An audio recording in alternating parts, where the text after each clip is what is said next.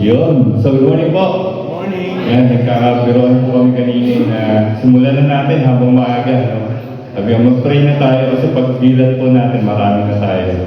Kaya bago po tayo mag-start, tayo po muna manalangin. Salamat sa Panginoon. Yes, Lord, Panginoon Jesus, naroon po muli kami. Nagpupuri, magpapasalamat Panginoon sa inyong lahat ng kabutihan sa amin. Salamat Lord sa kapahingahan na binigay niyo sa buong magdamag at pag-iingat. Salamat Lord sa buhay at kalakasan na ngayon ay na-enjoy namin Lord. Hayaan mo Lord sa mga oras na ito, ikaw lang ang mapapurihan, maitaas Panginoon sa lahat ng aming gagawin. At sinasaway nga po namin ang mga gawa ng kaaway Panginoon sa aming kalagitnaan. Tunay na tagumpayan para sa iyo Panginoon. Humingi din kami ng tawad sa mga pagkakasala na aming nagawa. Patawarin nga po kami Lord sa lahat ng mga pagkukulang. Muli Lord, pinukumit namin sa iyo Panginoon ng lahat ng gawain na ito at sa aming mga kasama na wala pa rin Lord. Paalalahanan niyo sila, ingatan niyo sila Lord, tunay na nakasama namin sila sa pananambahan para sa iyo. Po aming dalangin sa pangalan ni Jesus. Amen. Amen. Good morning po sa bawat isa. Patingin po muna natin ang bawat isa na Happy New Year po.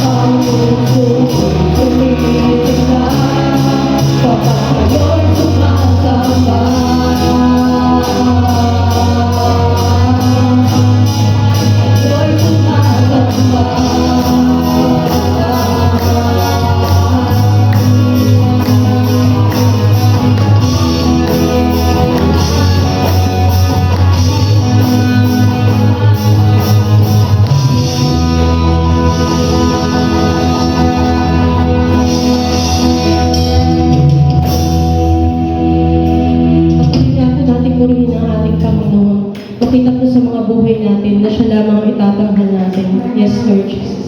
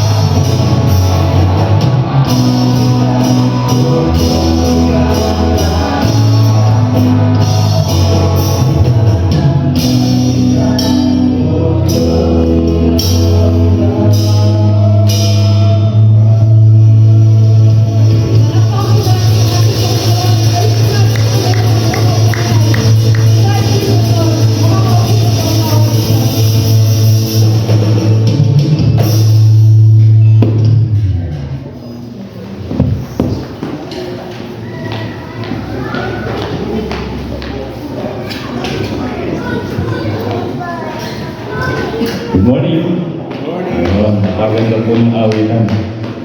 At ito napanood ko sa isang share post ni Brother Ariel doon sa PEC group ng magaganda, Pogi at Maganda. Nasabi nga na huwag tayong magsasawa ng panalangin ng bawat isa. Dahil alam po natin sa mga nangyayari sa buhay natin, baka yung pinag-pray ng kapatid natin ay nangyayari sa atin. Sabihin po, huwag po natin tingnan na baliwala yung mga prayer na ginagawa natin, na binibigay natin para sa ating mga kapatid, sa ating mga kasama. Dahil nangyayari ito, sabi nga, baka hindi natin alam. Pero sabi nga po, epekto po yan ng panalangin ng bawat isa.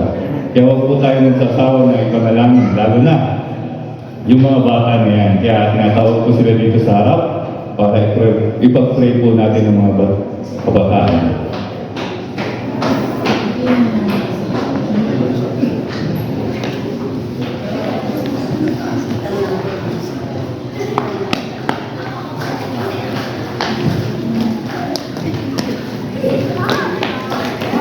Yan.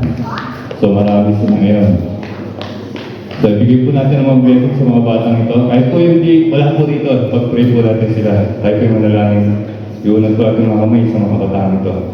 Yes Lord, hallelujah. We thank you, Panginoon Jesus. Dahil napakabuti mo. Dahil mahal na mahal mo, Panginoon, mga kabataan ito. Hayaan mo Lord sa mga oras na ito na ilalapit namin sila sa iyo. Itataas namin sila sa iyo, Panginoon. Dahil alam namin at nakakasiguro kami, Panginoon, na magiging maganda lamang ang buhay ng mga batang ito kung makikilala ka nila ngayon sa murang edad nila hanggang sa kanilang paglaki at kikilalanin ka bilang sariling Panginoon at tagapagligtas. Pagpalangin mo ang mga gulang at mga guardian ng mga batang ito upang mai-provide ang bawat kanilang mga pangailangan at dalangin din namin, Panginoon, ang inyong guidance, ang inyong provision, ang inyong protection sa kanila. Alam namin, Lord, na maraming sakit na meron ngayon. Pero alam din namin na nariyan ka para sila ingatan at palakasin.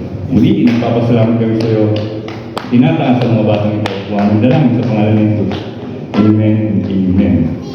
Others po. Thank you. So sa atin pong repertory, yan. So tayo po magpapasalamat sa Panginoon sa lahat ng kanyang biyaya. Bago po kayo ng makaloob, tayo po yung lumapit. Magpasalamat sa kanyang biyaya sa lahat ng kanyang ginagawa sa ating buhay. Panginoon Jesus, salamat nga po sa isang buong taon na lumipas, narin ka palagi para sa amin, narin ka para kami tulungan, pagpalain. Sa mga oras nito, Panginoon Jesus, tunay na gawin mong maligaya ang aming mga puso sa pagbibigay para sa iyo. Tunay na maipakita namin ang aming pagmamahal at katapatan sa iyo sa pamamagitan ng pagbibigay. Kaya Lord, i-bless na po Panginoon ng bawat salapi na malilikom. At alam namin Lord na lahat ng ito ay magagamit lamang para sa iyong gawain at katataas ng iyong pangalan. Dalangin namin Lord, ang patuloy pagpapala rin naman sa bawat isa upang maging kabahagi kami para sa ganitong gawain at tunay na maipakita rin namin sa iyong Panginoon ang aming pagmamahal at katapatan. Maraming salamat nga po sa mga dalangin sa pangalan ng Jesus. Amen. Amen. Okay po. So ito tayo, hindi po idadapo tayo sa mga announcements. Yun. Yung kagaya nga po ng mga email, yun. Kung meron po mga suggestion, prayer request, and concern, pwede niyo pong isend po yan sa paterosevangelical.church@gmail.com. At yung ating Facebook page po, yung Pateros Evangelical Church, yan. Si Manny po ang nagpo-post dyan ng ating mga gawain sa church. At yung isa pa po, yung ating group, yung nabanggit ko po kanina, yung group natin, yung Pogi and Magaganda. Ayan po. Kagaya po kanina, nakapag-post na po ako dyan. Kaya yun po. So meron po tayong mga birthday celebrants from January 7 to January 13. Sila, happy birthday sa ating mga kasama mga kapatid. January 7, si Rowan. Gamboa kami ko. Nandiyan siya kami na, siya po yung nandito. Yun. Okay, January 7, si Elise po. Yan, Pagdidan. Happy birthday at January 8, si Jonas Lorente. January 9, si Christina. Parang magaya ko siya, Lorente. Okay? Happy birthday kay Paula Ruth. Gamboa. So, dami niya kamila. At si January 10, si Mary Jean Rosergo. Happy birthday. January 10 din, si Chinet Ibanez. Yan. Para ko lang. Ayan, meron pa. Simon. January 9. Parang dalawang araw yata. Simon, balik natin ako doon. Balik na isa. Yung 10. Yan, si John Michael Martinez, January 10. Next, si Rain Gamboa. Yun. Happy birthday, January 11. Wala na. Yun. So, happy birthday muli sa kami napakaganda ng pasok ng taon gusto mga mag-birthday. At meron pa sa susunod na video. Nabanggit na niya sa akin. Pero yun na. So, happy birthday sa mga mag-birthday at mag-birthday. Ayan, ating mga nabate. So, yun nga po, nabanggit sa akin kanina ni Pastor yung message niya. Sabi ko, tama talaga. Kasi hindi pa po nababanggit ni Pastor yung message niya sa akin. Iniisip ko na po kung ano po yung magandang i-share po sa inyo. At naaalala ko yung masunurin na kabibig. Yun, naalala ko yung masunurin na kwento ng kabibig. So, meron doon po kasi isang share. Yan, share. Hindi po yung gasolinahan, yung share po yung kabibig. Yan. Ito yung dating logo ng Pasig eh. Nawala na yung tayo na. Yan. So, yun. Oo, yun. Yung ng Pasig yun. Yung tawag sa kanila. Yun nga. Isang umaga itong share na daw to. Pag hikap niya, may pumasok daw pong buhangin sa bunganga ng shell. At dahil dito, nagkaroon siya ng pakiramdam na hindi maganda. Talagang napakasakit ng pakiramdam niya. At dahil dito, nag-pray siya kay God. Sabi niya, Lord, pwede bang tulungan niyo ako? Masakit ang nararamdaman ko. Tanggalin niyo po itong buhangin sa aking bibig. Sumagot ang Panginoon sa kanya, sabi sa kanya, Panginoon, anak, I want you to bear with it for a week. So dahil masunurin, sabi nga, masunurin itong share na to, kahit anong sakit na nararamdaman niya, kahit anong hirap yung na-experience niya ng mga oras na yun, tiniis po niya. Pero, dumating ang isang linggo, natapos ang isang linggo, andun pa rin yung feeling na napakasakit, napakahirap, kaya muli, nag-pray siya sa Panginoon. Sabi niya, Lord, ang sakit-sakit na po ng nararamdaman ko, parang hindi ko na po kaya. Pero muli, sumagot ang Panginoon sa kanya, anak, sabi nga I just don't want you to bear with it, but I want you to like it. So, bear with it and like it. Sige po. So, hirap na yung share sa nararamdaman niya dahil talaga ang sakit-sakit na. Pero sabi nga, one week, I want you to bear with it 1 month. So, sumunod siya. Kahit anong sakit na nararamdaman niya. Then, dumating na yung isang buwan, lumipas ang isang buwan, pero talagang, sabi nga niya, hirap na siya. Pero nandun yung pagtitiis. Pero yun nga, nag-pray ulit siya, Panginoon, hirap na po ako. Talagang hindi ko na po kakayanin. At talagang napakahirap. Tulungan niyo na po ako na tanggalin itong buhangin sa aking bibig.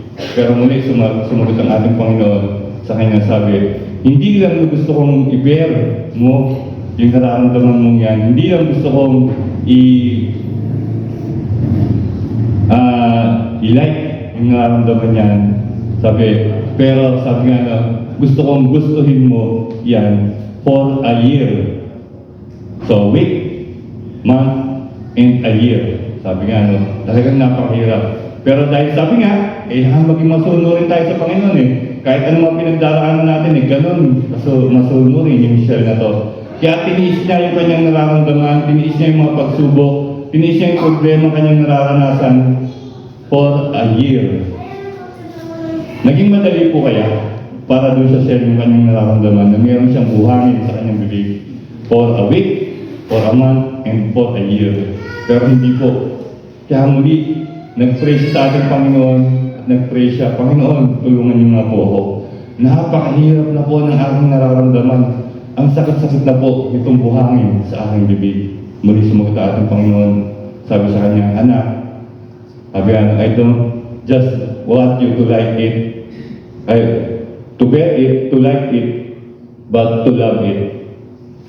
For, sabi nga 9 years. So ganun po kahirap yung tiniis nitong shell na to.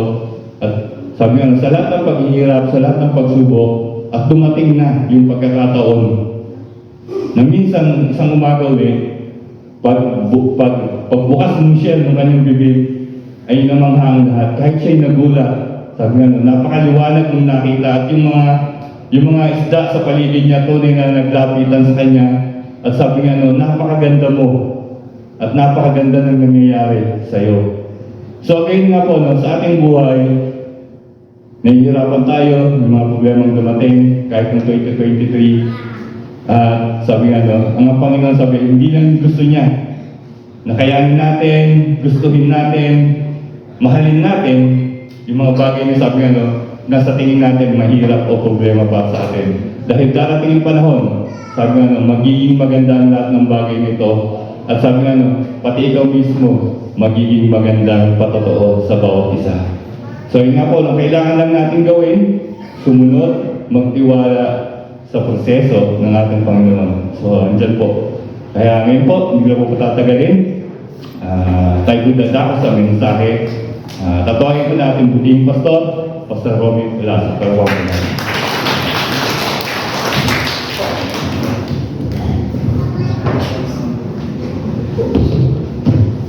Good morning po. Sino po sa inyo yung ginigilaw? Dalawang aircon na po kasi ng classmate yan. So, hindi ko alam kung meron sisigaw dyan mamaya na bigyan sila ng jacket. Hindi ko alam. Alam niyo po, ang ganda ng pinuwento ni Kuya Chris, yung we must bear. Ako na-expect ko, ang alam ko doon sa kwentong yan may lalabas na perlas inisip ko perlas na bilog. Ewan ko, may perlas bang hindi bilog? Hindi ko alam. Anyway, kaya sinabi ni Kuya Criso, kasi topic po natin ngayon, tinawag para sumunod. Sino po naniniwala itong tinawag siya ni Lord? Iba po yung tinawag na pumunta ka na sa langit, iba po na nasiman. Pero kasi diba wala na yung kasi kagaya nung yung siya ng Pastor Ferdy. May nagsabi rin tinawag na siya ng Lord. Ano tinawag? Pinapunta na siya, nasa langit na siya. Sa mga hindi po nakakaalam, wala na po ang Pastor Ferdy Cruz, kasama na siya ng ating Panginoon. Tinawag para sumunod. Tayo po yung manalangin bago tayo pumalawan sa ating pag-aaral. Panginoon, salamat. Dahil meron kami pagkakataon na lumapit po sa inyo, kasi ikaw mismo ang gumawa ng paraan. Tinawag po kami para sumunod. Kaya hayaan niyo po, Panginoon, sa pagtawag po ninyo, maging malinaw sa amin sa mga oras na ito, ang gagawin po namin para makita namin bakit mo nga ba kami tinawag. Of course, para sumunod, pero anong gagawin? Bakit kami kailangan sumunod? Kaya hayaan niyo po, Panginoon, sa pag-aaral namin ito, makita namin ang kagandahan ng pagsunod para po sa inyo. Kasi naniniwala po kami, Panginoon, ang tanging kagalahan, kasiyahan ng isang mananampalataya ay ang makasunod sa iyong kalooban. Kaya hayaan po, Panginoon, sa pamamagitan po ng iyong sakong Espiritu, maunawaan at maintindihan namin ang iyong salita. Sa pangalan ni Jesus, po aming sakong dalangin. Amen. Amen. So lahat mo ng tinawag ng Panginoong Jesus para maging disipulo niya ay mayroong dapat gawin. Meron tayong gagawin. Kaya, ewan ko lang, sino po yung nagbabasa araw-araw ng Bible, makikita ninyo, sa bawat pagbabasa mo, mayroong commandment si Lord. May inuutos siya. May gagawin tayo. Hindi ka makakapagbasa ng walang instruction si Lord. Palaging meron siyang sinasabi na gagawin natin. May gagawin. Ang tanong lang, ano-ano ba yun? Ano-ano yung mga inutos ng Lord na gagawin natin? Una, letter A, unang ito sa akin, ipangaral ang mabuting balita. Marcos 1:14. Nang ibinilanggo si Juan, nagpunta siya sa Galilea at pinangaral doon ang magandang balita mula sa Diyos. Tingnan niyo po, ito magandahan Sino na po rito inutusan ng tatay at nanay niya? Nautusan ka? mga matagal na panahon, kahit sa panahon ito. Diba? Di ba, sinabi sa iyo ng, kasi nakita ko po ito sa mother ko. Utos ng mother ko noon, maghugas ka ng plato. Maghugas ka ng plato. So, maghugas ako ng plato. Kaya lang, hindi ko alam kung tinuturo pa ito ngayon ng mga nanay at mga tatay. Pag naghugas ka ng mga pinagkainan, anong unang-unang dapat hugasan? Baso. Sino naniniwala na baso? Magbubutuhan ba tayo? Hindi. Talagang kailangan baso. Nung una sabi ko, bakit pare-parehas na naman yan? O baso, mahalaga, mahugasan. Doon ko lang nalaman, kaya pala baso kasi walang mantika masyar ang baso. Kaya, maghugas na tayo ng baso. Ano kasunod? Hindi, kutsara tinidor. Ewan ko lang ha, kasi parang natutunan ko sa nanay ko yun eh. Pagkatapos ng baso, yung kutsara tinidor, tsaka yung mga plato, yung mga malukong, sabi ko, isip ko, pare-preso naman yung kaya lang, may sense. Ano yung sense? Maiiwasan yung maano kagad yung esponga ng mantika at mangyayari, lalong magiging maganda yung kasi pagka inuna mo yung mga mamantika, magugulat ka minsan yung baso ang may sebo. Tama ba? Pag inalanggam ang ulam ninyo ay bulalo, na galing Batangas. Oh, may meron pa ngayon, may plugin pa no? Galing Batangas no? May plugin pa, no? So, ang tanong lang, ano ba yung mabuting balita na gusto ipangaral natin? Kasi yun ang gusto ng Lord eh. Ano ba yung mabuting balita? Tingnan mo natin. Roma 6:23. Tingnan natin. Ano sabi sa Roma 6:23? Sapagkat kamatayan ang kabayaran ng kasalanan. Ngunit ang walang bayad na kaloob ng Diyos ay buhay na walang hanggan sa pamamagitan ni Kristo Jesus na ating Panginoon.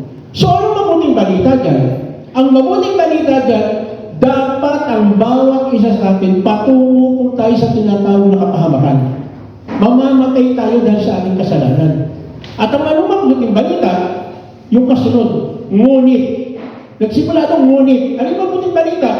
Ang walang bayad na kaloob ng Diyos ay buhay na walang hanggan sa pamamagitan ni Kristo Jesus. Ano ibig sabihin? May karoon tayo ng pag-asa. Di ba maganda yun? Ang tao kapag nawala ng pag-asa, anong ginagawa? Anong ginagawa ng mga tao walang pag-asa? Nagpapakamatay. Kadalasan. Ngayon po, lalo sa panahon po natin. Sa panahon po natin ngayon, ang dami po, ito nakakalungkot ang daming mga balita nagpapakamatay at kadalasan yung kabataan. Kabataan. Nung naalala ko tuloy yung apo ko noong isang araw, Nung umiyak sa amin, natutulog kami, nagulat kami. Alas 3 ng madaling araw, pumunta sa amin. Oh, bakit? Lolo, Mama. Lugi ako sa asawa ko eh. Ang tawag sa akin ng apo ko, Lolo, sa asawa ko, Mama. Kaya anak ko yan eh. Kasi sa akin, Lolo, tapos sa pagdating sa kanya, Mama ang tawag. Di ko alam bakit kaya gano'n, no? Ang sinabi sa amin, yung kaibigan daw niya, nagpakamatay. Magpapakamatay. So, hindi nila makontak. Hindi nila makontak ilang iyak siya ng iyak, hindi niya alam kung anong gagawin niya. Pero buti na lang po, hindi naman pala nagpakamatay. Ang namatay lang yung cellphone. Totoo po yan, ang gagawin ko siya, kasi kinukontak nila, tinetext sila, hindi nila maaano kung ano na nangyari. Kasi, merong ugali yun na, pagka merong palagi mo kong bibig niya, magpapakamatay na lang kaya ako. Kaya natatakot sila, kasi maaga pala, alas 10 ng gabi, hindi nagre-reply. Hindi nagre-reply. So, ibig sabihin, dahil hindi nagre-reply, nakakatakot yun. Tama ba? Naranasan nyo na ba yun? May tinext ka tapos hindi sumasagot 2 araw na? Nakakatakot yun. Pag gano'n, hindi sumasagot. Ano na kaya nangyari sa kanya? Ano na kaya nangyari sa kanya? So, sa madaling sabi, hindi naman pala. Buti na lang, para sa akin, mabuting balita yun. Ano mabuting balita? Hindi naman pala nagpakamatay. Nakahinga kami. Kasi pinag-pray namin nung madaling araw na yun, buti na lang, hindi naman pala. Buti na lang yung cellphone lang ang namatay. No? Buti na lang. Pero ito nga, ito po yung tinatawag natin mabuting balita. No? Bakit mabuting balita? Nagkaroon tayo ng pag-asa. Nagkaroon tayo ng katiyakan ng buhay. Kasi bakit? Lahat pa tayo, patuloy tayo sa tinatawag na kapahamakan. Lahat. As in lahat, kasama po ako doon. Nagkaroon lang tayo ng pag-asa dahil doon sa kaloob ng Diyos na buhay na walang hanggan sa pamamagitan ni Kristo Jesus. So dapat ipangaral ang mabuting balita. Yun ang una na dapat gawin. Tinawag tayo para sumunod. Ano yung ginawa? Ipangaral. Bakit pinupusto ng ating Panginoon? Siya mismo nag-set ng example. Ang unang misyon ng ating Panginoon dito, walang iba, kundi maligtas sa tao. Yun ang misyon niya. Yun ang misyon niya. So, anong ginawa niya? Ipinangaral niya na mayroong pag-asa. Sinabi niya na mayroong pag-asa. Ito, kung napapansin po ninyo, palagi ko pong binibigyan ng emphasis itong Romans 6:23. Bakit ko binibigyan ng emphasis? Kasi ito po yung pag-asa. Ito po ang gagawin natin. Ito po yung nagbibigay sa atin ng lakas ng loob para magpatuloy sa buhay. Kasi kung wala kang pag-asa, malamang, kung ano-anong gagawin mo sa buhay. Tama ba?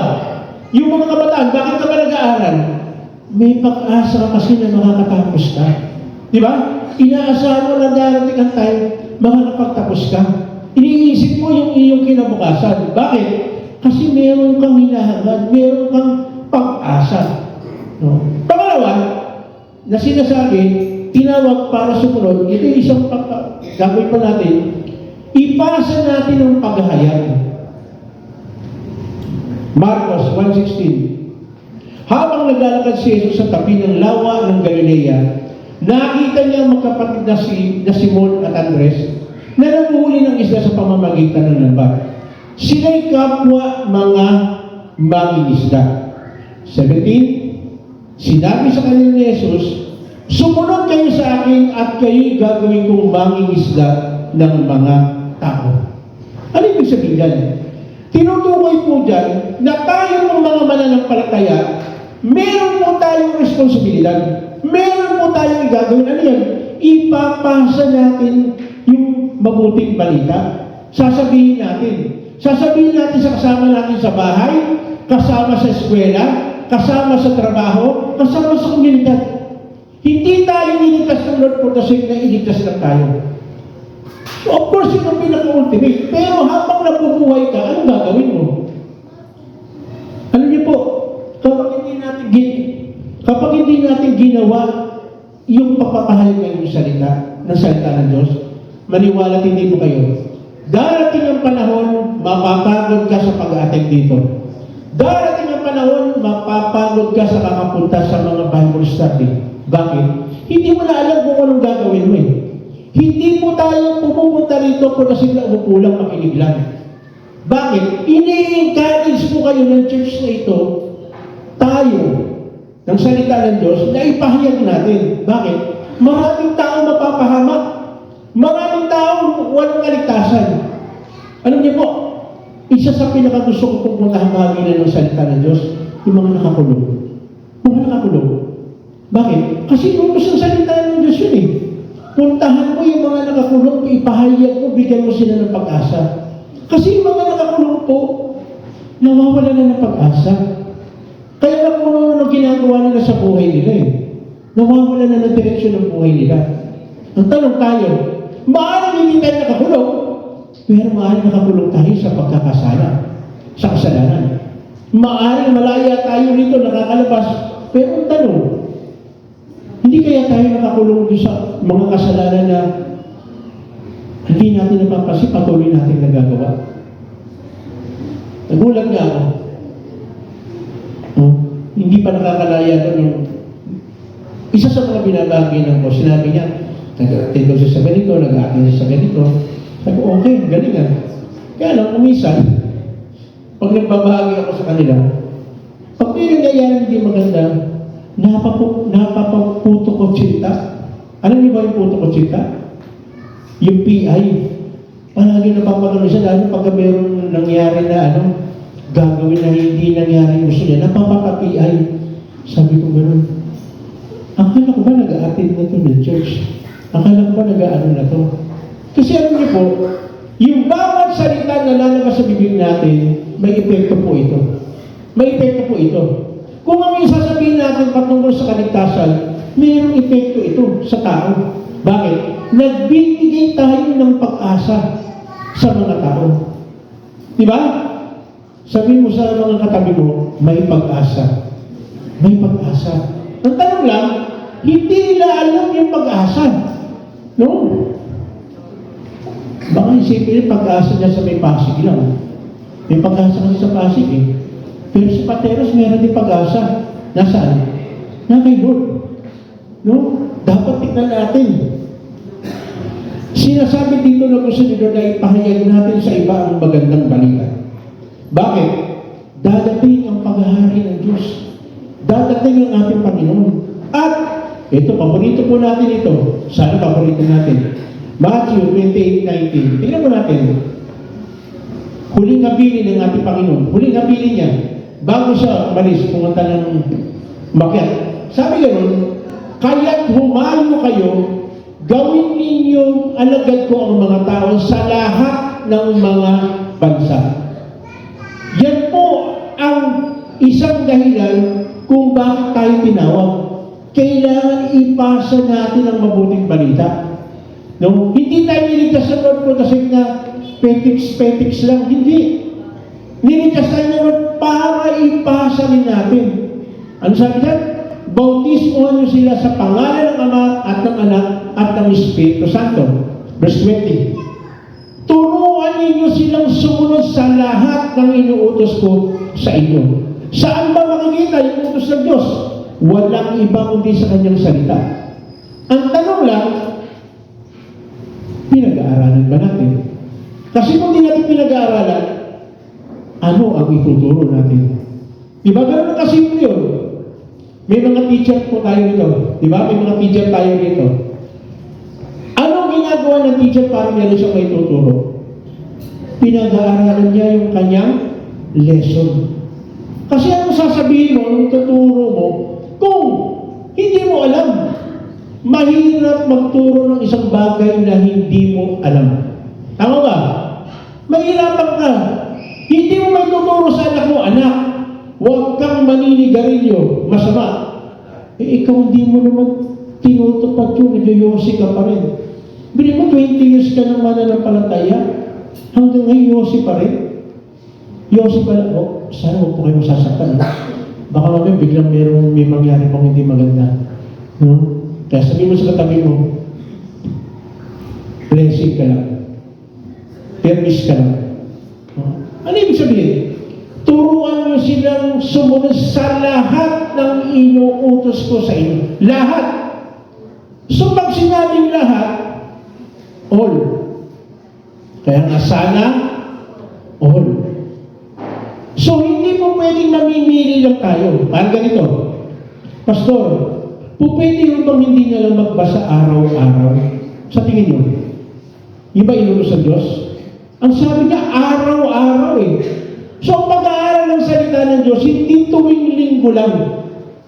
Kundi, all the days, mula Lunes hanggang Linggo. Hindi mo pwede na tayo, nalalampasan natin. Bakit? Kasi yun ang tutos eh. Bakit inutos yun? Kasi yun lang ang tanging paraan para may panlaban tayo. Ang ating Panginoon ilang beses ang tinukso pag binasa niyo sa Matthew 4. Anong ginagamit niya panlaban sa demonyo? Kanyang salita. Salita ng Diyos. So anong panlalaban mo kapag merong nangyari na pagsubok sa'yo? Anong panlalaban natin? Wala. Pag wala kang alam. Again, yung ibig sabihin ng walang alam, hindi mo binabasa. Eh, yung binabasa nga lang natin, nakalimutan pa natin eh. Tama ba? Di ba binasa mo na? Di ba kaya nga sinasabi, i-review mo. Bakit? Kasi hindi natin basta-basta mailalagay sa utak natin, sa isip natin. Kaya kung isa magugulat ka na lang, ay, bawal ba yun? Nakaranas ba kayo ng gano'n? May ginawa kayo sa natin, ay, bawal ba yun? Actually, hindi naman sinasabing bawal. Ang sinasabi ng salita nyo, huwag mong gawin. Parang gano'n din, ano? Hindi sinabing bawal, pero huwag mong gawin. Parang ganito. Pero dapat mag-iingat tayo, ha?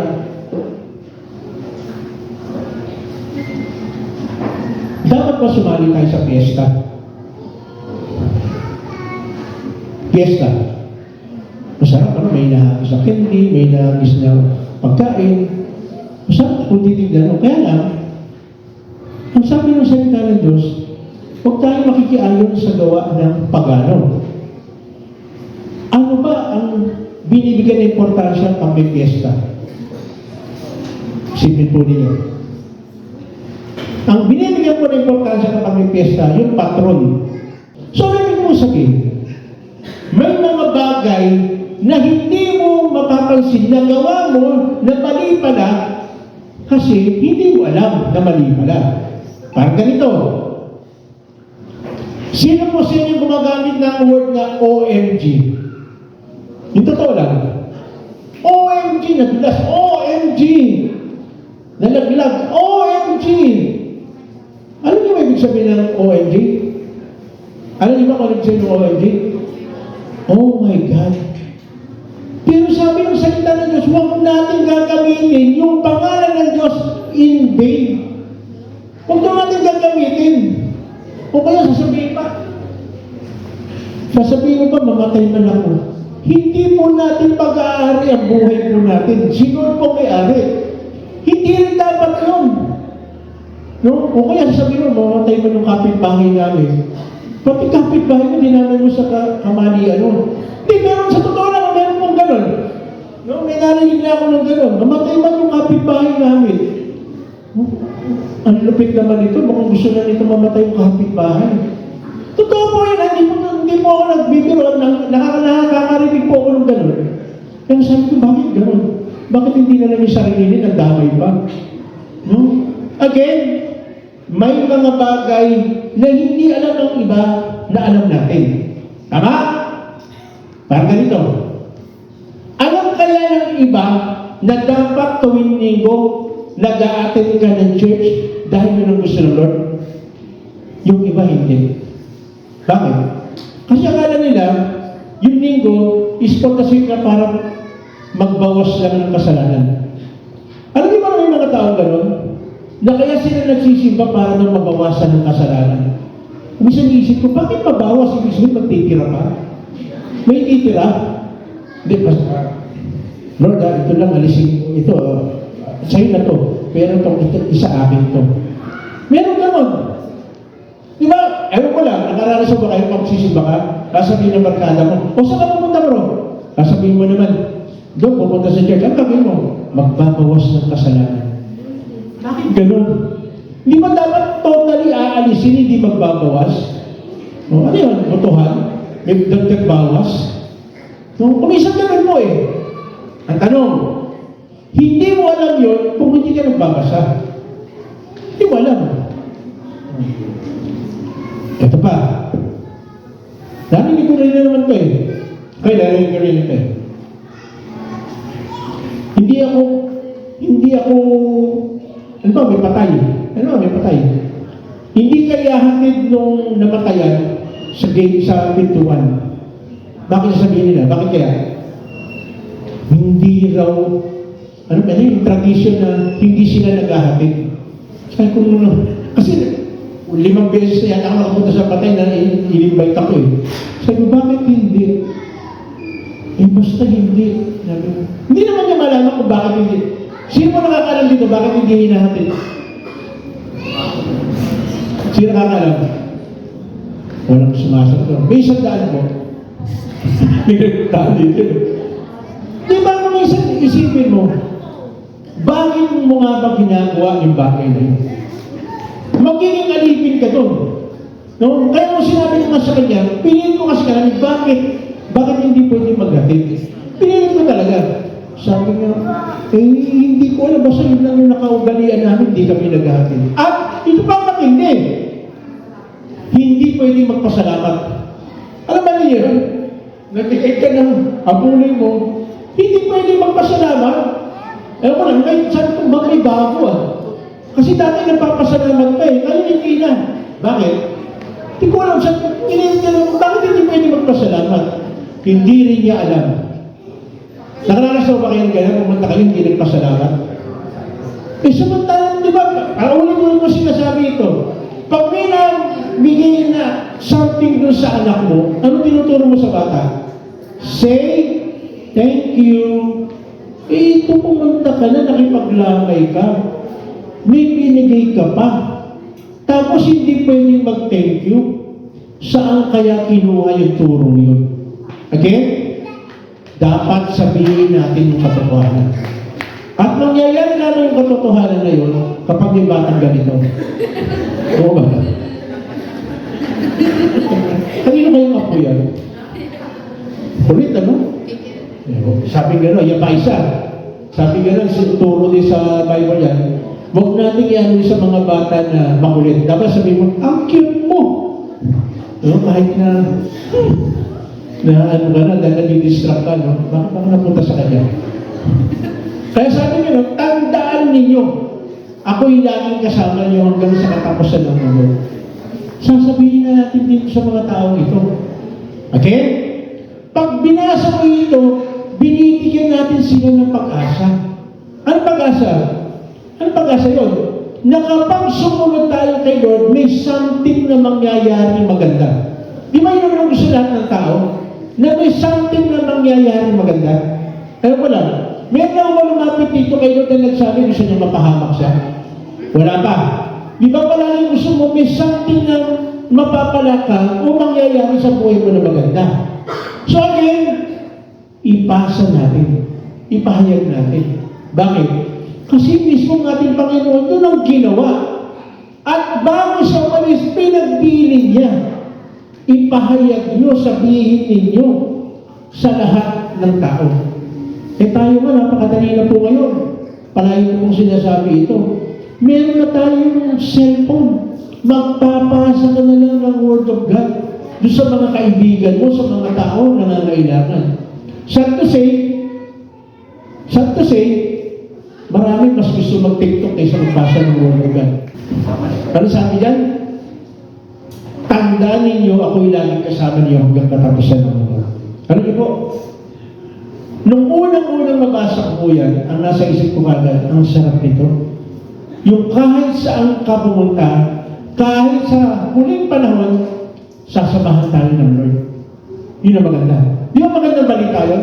Yung kahit saan ka magpunta, kahit pupunta ka sa Australia, kahit pupunta ka sa Singapore, kahit pupunta ka sa Macau, kasama mo si Lord. Di ba maganda yun? Magandang balita yun? Na hindi mo iniisip na si Lord nasa Pateros lang, nasa PEC lang. No!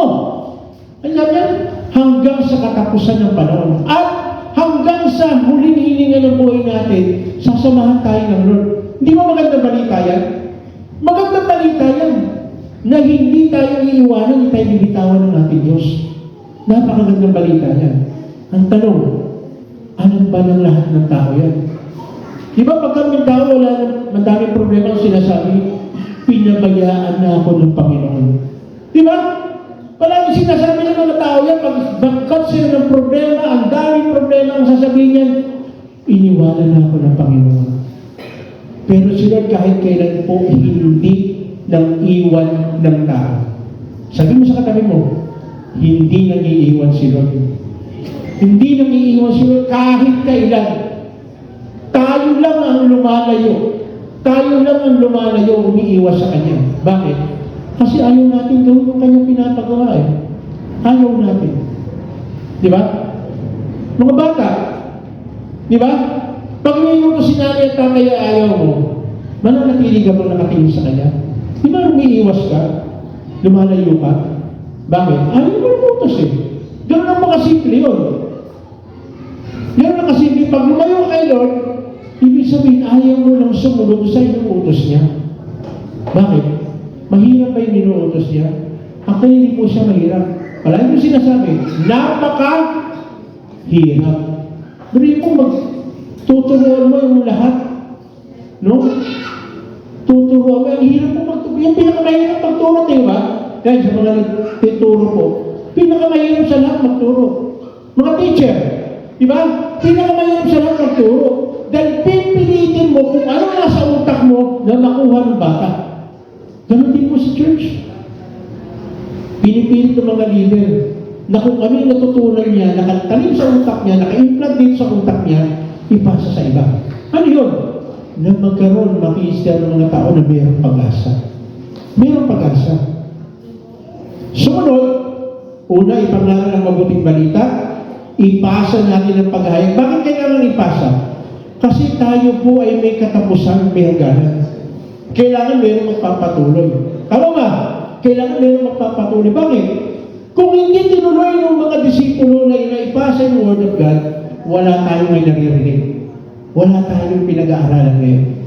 Pero salamat mo nilang pinasa. Pangatlo, magbigay ng kagalingan.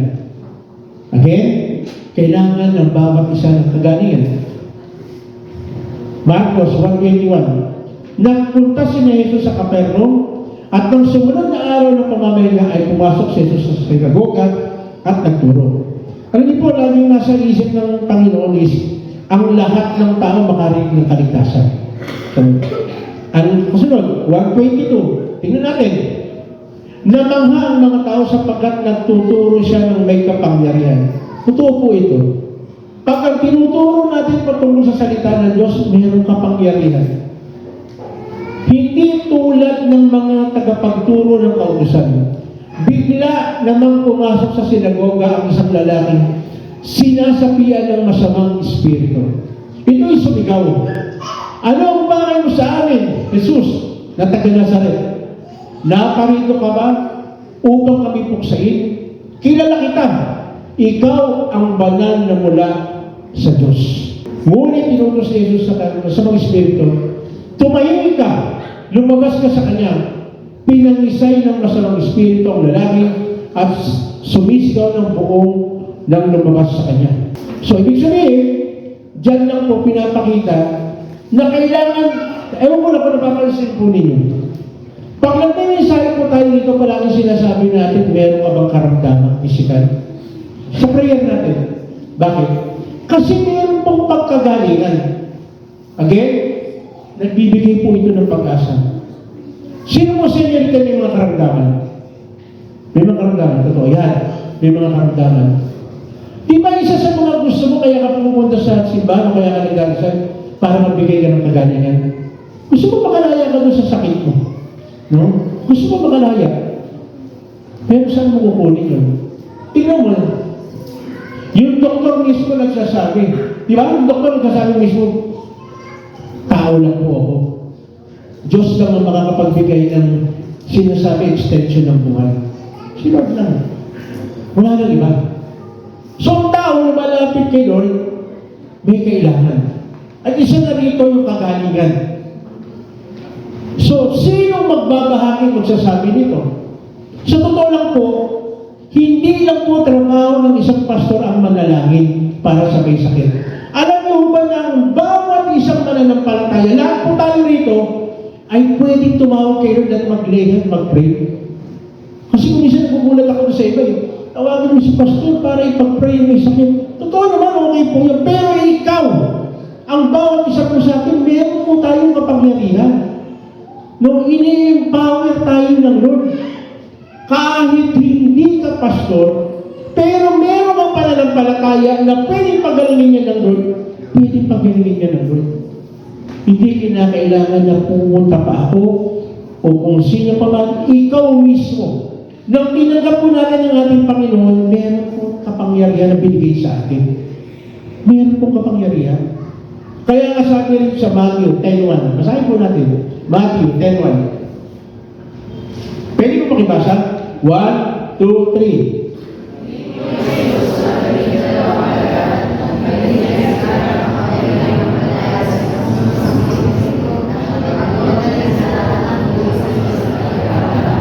Ano sabi diyan? Magpalayas ng masasamang espiritu. So, kailangan palalayasin. Kaya? Alam niyo ba yung masasamang espiritu? Hindi po yun yung... Kung pwede naman, yung ulo na pupunta kabila sa kabila, di ba, yung paa na pupunta dito, tapos sa tamil-tamil, yung ulo makikita mo, yung malalagan, didikit ka gano'n. Hindi lang po gano'n yung masamang espiritu. Ano po yung masamang espiritu? Ito po. Espiritu ng pangangaliwa. Espiritu po, masamang espiritu po yun. May asawa ka na. Tapos gusto mo pa ng iba. Masamang espiritu yun. Ano pa? Hindi ka makalaya sa droga. Masamang espiritu yun. Bakit? Imbis na dapat nabubuhay ka ng normal, hindi ka mabubuhay ng normal. Masamang espiritu yun. Naalala ko tuloy. Naalala ko tuloy. May nagsabi sa akin na mag-asawa, nag-away, hindi raw normal na ang mag-asawa hindi nag-aaway sa loob ng isang buwan. Payag mo ba kayo doon, may mga asawa? Ibig sabihin, monthly, meron tayong away, ha? Sabi ko, nagulat ako, hindi raw normal yun. Dapat daw ang normal, kada buwan, meron kayong away. Sabi ko, saan kaya nakuha niya yun? Niisip ko lang, payag ba kayo may mga asawa? Payag ba kayo, monthly, yan, may monthly ang tayo, hindi naman, mansari, ha? Ano yung mansari natin, mag-aaway tayo. Pero sabi ko, mansari niyo, mag-aaway kayo. Sabi ko, parang hirap isipin nun. Saan kaya niya nakuha yun na kailangan mayroong away? Monthly. Sabi ko, tapos hindi raw normal yun. No? Kasi sabi niya, kasi silang mag-asawa, every 2 years lang tsaka nag-aaway. Hindi raw normal yun. Ang normal daw dapat monthly nag-aaway. Sabi ko, saan kaya niya nakuha yung kataruan yun? Di ko na mas naisip. Ewan ko lang, may naling lang ba kayong ganyung katuruan, dapat monthly may away. Ewan ko lang, baka may narinig kayo na gano'n. Tuwing monthly, meron kayong at least once a month, meron kayong away, mag-asawa. Ang hirap na, no? Lalo na kayong mga plato ninyo, babasagin. Monthly, magpapalit ka ng plato, dahil monthly, magbabato ang ngayong plato. Hirap nun. Okay? Ano sabi dyan? At magpagaling lahat ng uri ng sakit at karamdaman. Alam niyo po, magandang balita po ito. Tingnan niyo. Pag meron kang kapitbahay, hindi may kapitbahay ka na merong may sakit, hindi ka pastor, mananampalataya ka lang. Ay, sorry po. Hindi pala mananampalataya ka lang. Mananampalataya ka. Kasi hindi natin pwedeng ilalang yung isang mananampalataya. May sakit, pinag-pray mo, gumaling. Magiging kaibigan mo ba yung pinag-pray mo o hindi? Magiging kaibigan mo yung magiging close pa sa'yo. Palagi ka pa niyang bibigyan ng ulam. May masama ka din, no? May masama ka sa ulam lang pala tayo pinag-pray. Ibig mo sabihin, yan, verse na yan, hindi lang po yan para doon sa mga disipulo ng panahon na yun. Kasi ewan ko lang, kung nanonood kayo ng 700 Club, marami pong gumaling, pinag-pray, hindi ng pastor, pagkaraniwang mamamayan. Dapat nga matakot kayo sa akin eh. Ano yung bakit? 5 na po yung pinag-pray ko na may sakit patay. Totoo po yung sinasabi ko sa inyo, ha? Totoo po yan. Puro may mga cancer. Totoo po yan. Ay, alam nila Pastor Popeng yan. Totoo po yan. Nung una, ayoko naman mag-pray. Sabi ko, huwag niyo naman pag-pray sa may sakit, ha? Baka matodas ang maaga yan. Pero sinabi nga, kung anong kalooban ng Diyos. Diba? Baka mamaya, naku si Pastor, may gig pala sa mga mamamatay na. Baka biglang may tumawag sa amin, Pastor, meron kami kapitbahay, sobrang sama ng ugali nito eh, pero may sakit, lapit mo tayo, mag-pray nyo. Wala pong gano'n. Ano po yun? Yung sinasabi ko sa inyo, totoo pong nangyari yun. No? Pero ito, may mga sakit talaga na grabe. Hindi ko, siyempre, ang may control naman po niya palagi si Lord eh. Di ba? Palagi lang sinasabi kung kalooban ng Diyos. Kung kalooban ng Diyos. Kaya nga po kami nila Pastor Popeng, pagka yung tao may sakit, halimbawa yung grabe na yung sakit, talagang para makikita mo pa isang bulati na lang hindi po pero matotodas na. Tinatanong namin yung may bahay pag humingi ng prayer. Ano po ba gusto niyo? Ipag-pray po ba natin na makasama na siya ni Lord? O tumagal pa yung buhay niya? Kasi pag tatagal po ang buhay niya, yung ginagastos niya dito na 1.5 na million dito sa hospital, baka magiging 2.5 yan.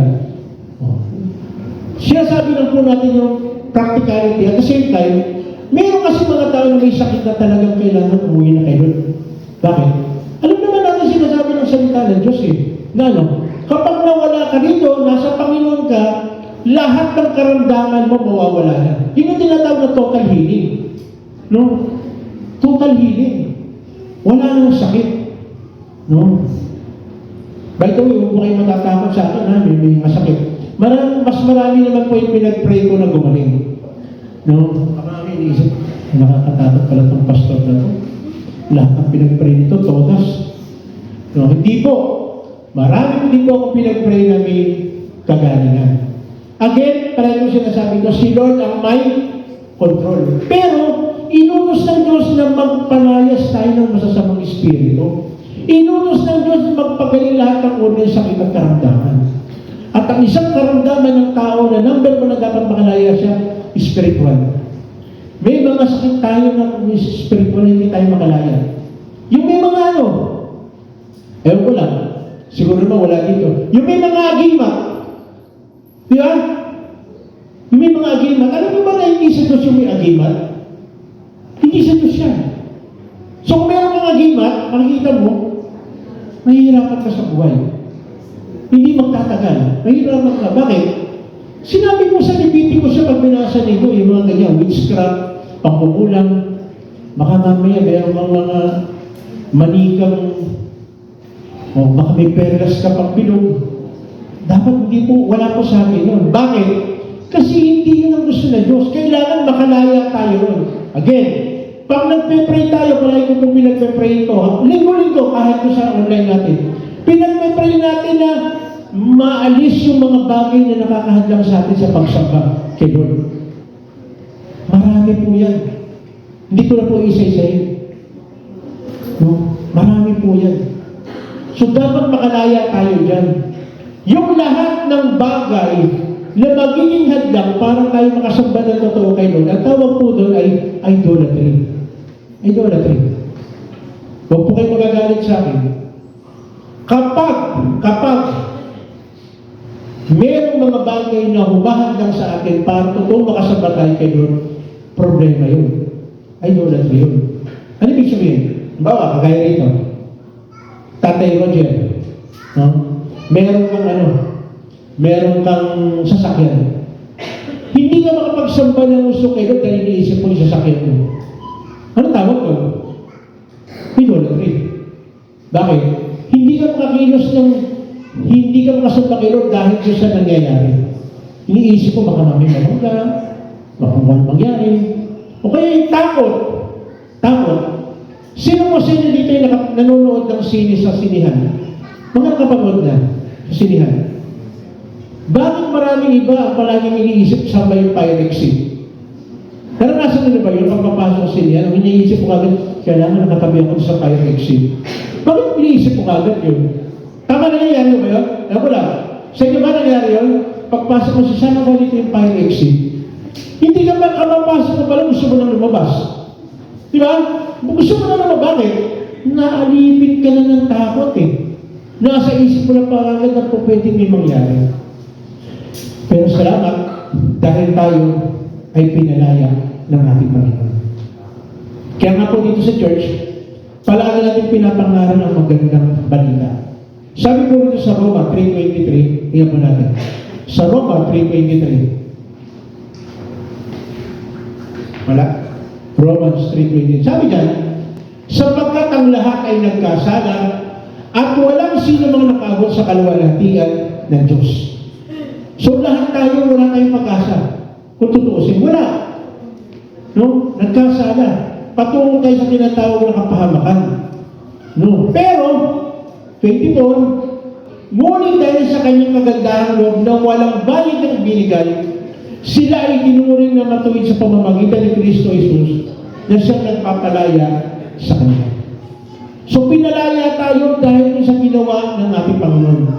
Siya ang inialay ng Diyos bilang handog upang sa pamamagitan ng Kanyang dugo ay makatawad ang kasalanan ng lahat ng sumasampalataya sa Kanya.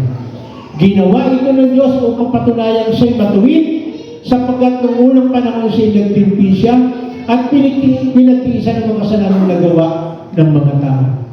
Tingnan niyo po yan. Yan po yung magandang balita. Yan po yung magandang balita na tayo ay pinagtsagaan ng Lord. hindi pinayagan ng Lord na tayo mapahamak. Gumawa siya ng paraan na matay siya sa krus.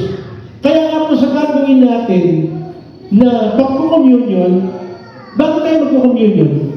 Kasi gusto natin kalalahanin yung ginawa ng ating Panginoon.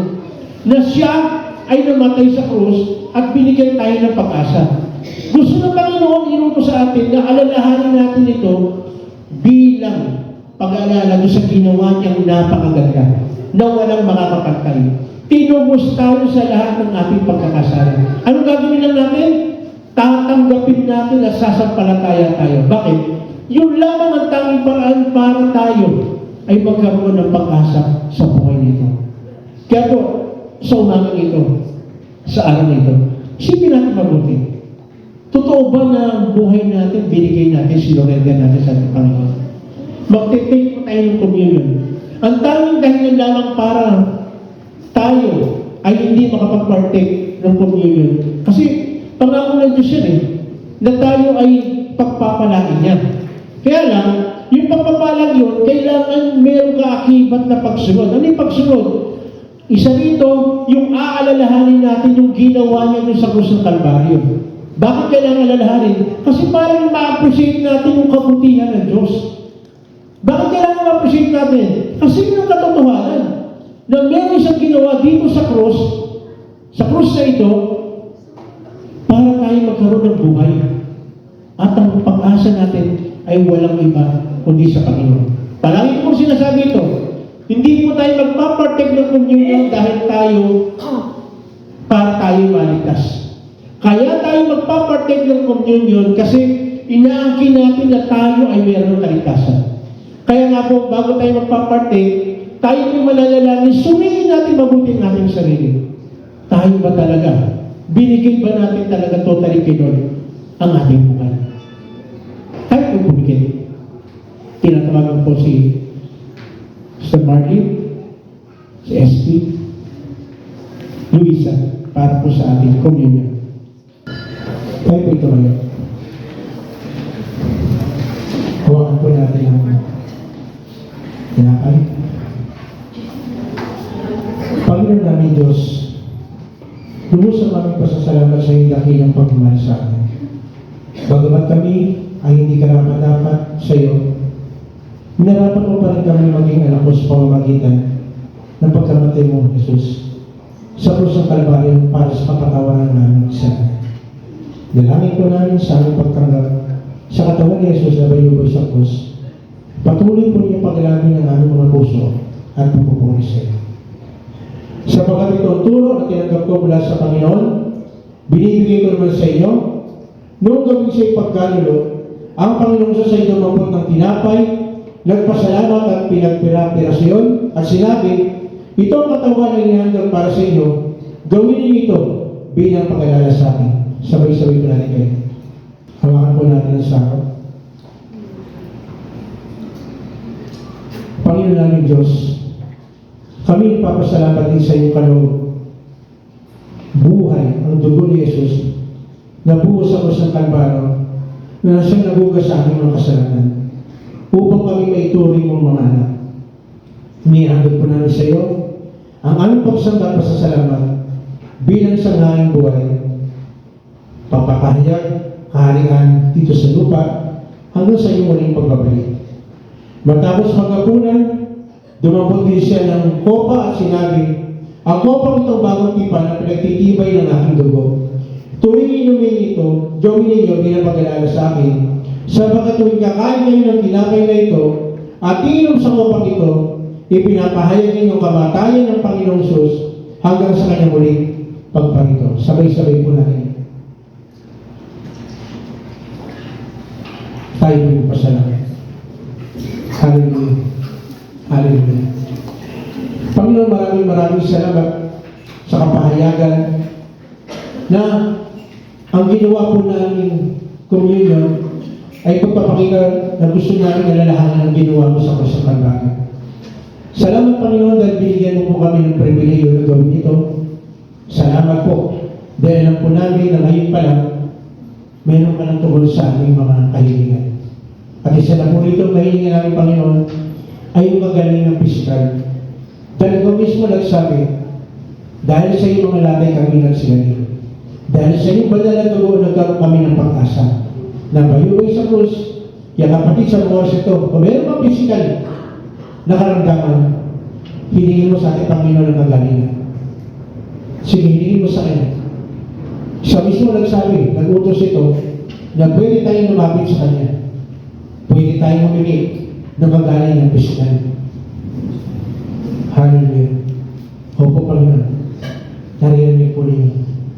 Alam po ninyo, Panginoon, ang aming mga kalalagayan sa iyong harapan. May mga bagay na nagpapalayo sa atin sa Panginoon dahil sa mga nagawa natin pagkakamali. Hingin natin pang sa Panginoon. Yung ating relationship sa ating asawa, sa ating magulang, sa ating anak, sa ating kapatid, sa ating kapwa-Kristyano, kasama sa eskwela, kasama sa trabaho, na magkaroon po tayo ng totoong reconciliation, na matuto tayo ng patawad at matuto rin tayo magpatawad. Opo, Panginoon, tulungan niyo po kami, Panginoon, na magkaroon kami, makalaya kami sa emotional problem namin. Spiritually, mayroong mga bagay na umahanggang sa atin para totoong makasamba tayo kay Lord. Hindi gusto ng Lord na mayroon tayong ibang pinaglilingkuran. Siya lamang. At may mga bagay na kumisan umahanggang para hindi natin masamba sa Espiritu at kagawanan. Tulungan niyo po, Panginoon, makalaya kami sa mga bagay na nakikinataw. O po, Panginoon, salamat. Salamat. Salamat po sa katiyakan, Lord, na kami palalayain. Yes. Awitin po natin itong walang katulad.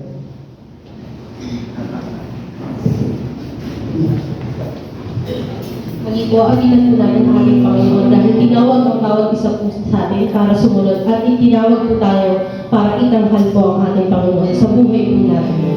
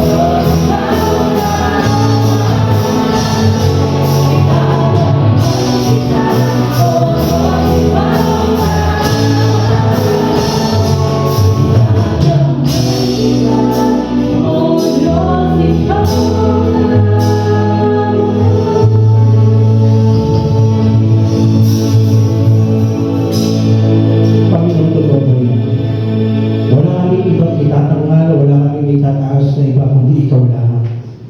Kapatid, sa mga oras sa iyo, gusto ni Lord na talagang ibigay, sulidan natin ang ating voice sa Kanya. At makikita ito sa pamamagitan ng lubos sa pagtitiwala natin sa Kanya. Sa mga oras ito, maaaring ikaw, wala kang pinagkakitaan, nahihirapan ka sa buhay. Ang sabi ng ating Panginoon, hindi niya pababayaan ang kanyang mga anak. Kaya lang kapatid, anak ka ba talaga ni Lord? Tinanggap mo na ba siya talaga? Binigay mo ba ang buhay mo para sa Kanya? Kasi gusto na Lord na magkaroon tayo ng kaugnayan sa Kanya. At mangyayari lamang yun kung isusunod na mabibigay mo ang iyong buhay at sasampalataya ka at mananalig ka sa Kanya. Aniyak ka, sunod ka sa panalangin na aking gagawin. Arihin mo na sarili mong panalangin ang panalangin ito na nagkagaling sa iyong puso. Panginoong Sus, narito po ako. Lumalapit, nagpapakumbaba. Tinatanggap po kita at ako'y sumasampalataya na ikaw lamang ang tanging pag-asa ko sa buhay nito. Patawarin po niyo sa lahat ng aking pagkukulang, sa lahat ng aking pagkakamali. Lord, salamat. Dahil pangako mo na lahat ng sumampalataya at tiyanggap ka bilang sarili pa rin sa kapagligtas, kami ituturing mo anak. At bilang anak, Panginoon, binigyan mo po kami ng karapatan na lumapit sa iyo. Hilingin yung mga bagay. Kaya kapatid sa mga sino, salamat Panginoon sa aking mga kapatid na nahihirapan sa mga panahon ito. Ikaw po magbibigay ng pagkakitaan upang masuklayan ang pangangailangan ng bawat isa. So ito kapatid, hindi mo sa akin Panginoon, wala akong pinagkakitaan sa mga panahon ito. Sabi ng Panginoon, hindi niya pababayaan ang kanyang mga anak. At bilang anak, tinutuloy ka lang, sumampalataya ka, pwede ka tumawag. Sabi mo sa Panginoon, pero gusto ng Panginoon i-provide lahat ang pangangailangan namin. Opo, Panginoon, salamat. Salamat po. Salamat po. Panginoon, salamat din po sa aming mga kapatid na giliwan ng kaarawan at ang kanilang mga anniversary. Alam po namin, Panginoon, ikaw ang bibigyan ng extension ng buhay ng bawat isa. Salamat po. Salamat po. Kaya na rin, hayaan, Panginoon, yung pagsasama ng pagsama ay patuloy na lalo pang makalag sa tulong po ng iyong Espiritu. Lalo mahalin ng bawat isa ang kanyang esposo o esposa. Opo, Panginoon, ikaw ang maging sentro ng pagmamahalan ng mga kasama. Kaya dahil, Panginoon, natasin po namin sa iyo ang aming bansa sa Pilipinas. Kailangan ng aming bansa ang isang Diyos sa kagaya ng puno na magtataas, lahat ng pinagsisigawan namin na kami ay isang Asian country na talagang may takot po sa iyo. Na maging makatotohanan ito, hindi lang sa pananalita, maging sa pamumuhay mo ng bawat isa. Tulungan niyo po ang Presidente hanggang sa pinakamababang nanunungkulan sa lokal, national. Magawa nila tungkulin para sa kaayusan ng aming bansa. Opo, Panginoon. Lord, sa isang libong gawain namin, kailangan namin ng tulong po ninyo. Sa eskwela man, sa trabaho man, sa panantahanan, sa lugar na aming ginagalawan, sa komunidad na aming ginagalawan, mataas, maparangalan ang iyong pangalan. Kasi tamang pangalan mo lang ang Panginoon dapat mahayag, mabigyan ng kapurihan sa aming buhay. Ang aming mga kapulisan, mga sundalo, magawa nila yung kinatukuling para patuloy ang pisong order ng aming bansa ay maging maganda at maayos pa. Salamat po Panginoon sa aming mga kapatid na mga taga-Pangasinan, mga taga-Abra, mga taga-Laguna, Makina, at sino mang nakakatawag ng gawain ito, patuloy mong pagpalain ng bawat isa. Opo Panginoon, pagpalain mo Salamat Panginoon dahil meron po kami pagkakataon na sabihin sa ila na nilalaman ng aking puso. Ikaw ang kababatid. Ikaw ang kababatid Panginoon. Salamat po.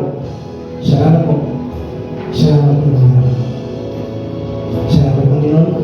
Dahil namin ngayon palang pagkikilos ka na at gumagawa ka na dahil gusto po ninyo at bawat sa pusa mo. Magkapala namin po po nilagay mo sa aming mga balikan. Nasundin namin ang iyong pagkakatawag po sa akin na ipangalan ng mabuling balikan. Ipahayag namin. Turuan namin ang bawat isa na ipahayag ng balikan at na mayroon po kagalingan na nagagaling sa iyo. May Panginoon na akin namin tagumpay nito sapagkat alam po namin na ngayon pa lang gumagawa kung kilos ka lang kasi lahat ng aming kahilingan nito hiningi namin sa pangalan ng aming Panginoon Jesus ang lahat ng anak ng Diyos magsabi ng malakas na By the way, welcome po natin si Jonard Valdez. Si Jonard, ayan. Welcome po. Nandiyan po siya. Pwede po natin kamayan. Welcome, Jonard.